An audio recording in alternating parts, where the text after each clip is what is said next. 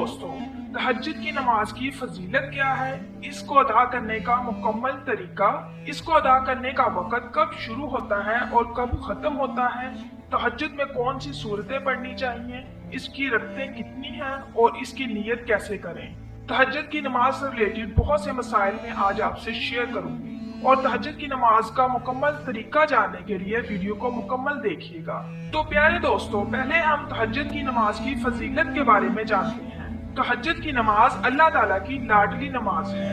प्यारे नबी हजरत मोहम्मद सल्लल्लाहु अलैहि वसल्लम ने फरमाया कि जब सारी दुनिया सो रही होती है और कोई चढ़ती जवानी वाला उठे, वजू करे और मसल्ला बिछाए तो बाकी नमाजों पे अल्लाह ताला सवाब देते हैं, लेकिन तहज्जुद की नमाज ऐसी है जिस पर अल्लाह ताला अपने बंदे को नमाज पढ़ता हुआ देखकर मुस्कुराते हैं। सुभान अल्लाह। इसकी फजीलत यूं भी समझ लें कि 5 फर्ज नमाजों के बाद जो सबसे अफजल नमाज है वो तहज्जुद की नमाज है। तो दोस्तों, तहज्जुद की नमाज को जरूर पढ़ा करें। अगर आपको कोई परेशानी हो, कोई मसला हो तो तहज्जुद की नमाज पढ़ना शुरू कर दें। इंशाअल्लाह चंद ही दिनों में आपकी वो परेशानी, वो मसला हल हो जाएगा। तो अब हम बात करते हैं तहज्जुद की नमाज अदा करने का वक्त कौन सा होता है।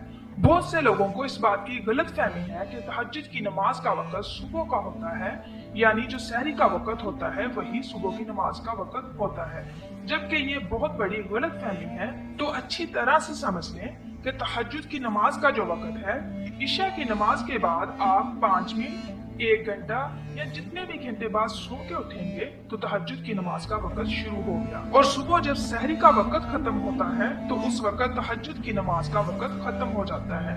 यूं तो नमाज का वक्त इशा की नमाज पढ़ने के फौरन बाद शुरू हो जाता है, लेकिन इस नमाज को अदा करने का जो अफजल तरीन वक्त है वो सुबह सहरी का वक्त है, क्योंकि इंसान उस वक्त सोया होता है और गर्म बिस्तर को छोड़ना बहुत मुश्किल होता है। उस वक्त इंसान अपने नफ्स को कुचल कर गर्म बिस्तर छोड़कर वजू करता है और तहज्जुद की नमाज अदा करता है। इसका जो सबसे अफजल वक्त है वो सुबह सहरी का वक्त है और इस वक्त नमाज अदा करने से सवाब भी ज्यादा मिलता है। अब हम जानते हैं कि तहज्जुद की नमाज की रकतें कितनी हैं।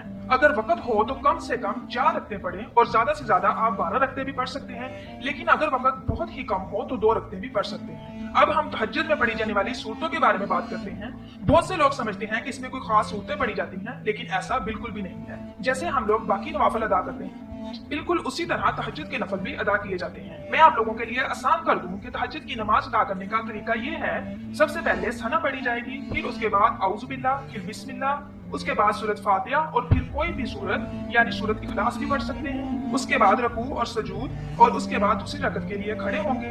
सबसे पहले बिस्मिल्लाह पढ़ेंगे, फिर सूरत फातिहा, फिर कोई भी सूरत यानी सूरत इखलास पढ़ेंगे, फिर रकू, सजूद, अत्तहियातु, दरूद शरीफ और दुआ मांगेंगे और इस तरह 2 रकत अदा करेंगे। जितनी भी रकतें पढ़नी हो इसी तरीके से पढ़ेंगे। जितना भी आपके पास वक्त हो आप पढ़ सकते हैं, लेकिन पढ़ने का तरीका यही है जैसे हम बाकी नवाफिल अदा करते हैं। अब हम बात करेंगे नीयत के बारे में कि तहज्जुद की नमाज की नीयत कैसे की जाए। तो नीयत कहते हैं दिल के पुख्ता इरादे को। जुबान से कहना जरूरी नहीं है, मौस्तब है अगर कह लें, लेकिन दिल में अगर इस बात की नीयत कर लें कि मैं तहज्जुद की नमाज अदा कर रहा हूँ तो ये काफी है। अगर जुबान से नीयत करना चाहें तो इस तरह से करेंगे, मैं 2 रकात नमाज नवाफिल वक्त तहज्जुद की नीयत करती हूँ या करता हूँ वास्ते खुदा के, वास्ते रसूल के, मुंह तरफ काबा शरीफ की, अल्लाह अकबर। अगर जुबान से नियत करना चाहें तो ऐसे कर लें, वरना नियत दिल के पुख्ता इरादे को ही कहते हैं। और ये था तहज्जुद की नमाज अदा करने का मुकम्मल तरीका।